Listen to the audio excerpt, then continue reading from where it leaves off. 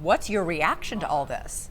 Honestly, I was just in utter disbelief because, you work so hard to get to, the top of your craft and industry and, just a simple something so it's so hard for me to conceptualize because like you don't have to do these things, Like you've done the bulk of the work.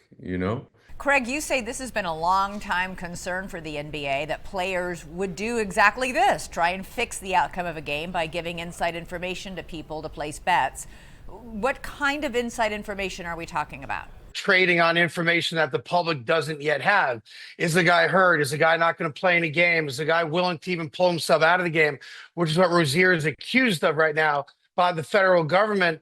But, this has been a tempest in a teapot waiting to explode for a very long time, even before the NBA and the other leagues got into bed with gambling companies, because this is the easiest way for a guy to help a friend out, a buddy out that's maybe having financial difficulty. It's the only aspect of a basketball game that a player can guarantee the outcome of. It's betting under his stats for a particular game. So, Daniel, sports betting sites are on the lookout for this kind of fraud, right? Yeah, I mean, that's one of the supposed advantages of having a regulated, monitored sports betting framework. You have sports books that are engaging technology firms to detect wagering patterns, unusual and suspicious wagering activity. And I think the prop bets are at the heart of the problem because Explain what that is. What are prop bets? when there's a wager that's available on a player's individual performance within a game, whether he will exceed a certain statistical benchmark or not. And it could be rebounds, block shots, points, and players can impact.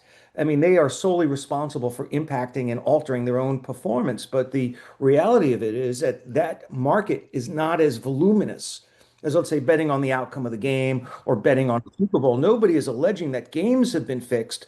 What this strikes at the heart of is how easy it is for players to manipulate their own performance. And in a regulated sports betting framework, that kind of activity easily gets detected or should get detected prior to PASPA, which was the federal law that prevented states from legalizing sports betting. All of this was in the darkness. You had no idea what was going on. Now there are detection systems, technology companies that are watching all this stuff.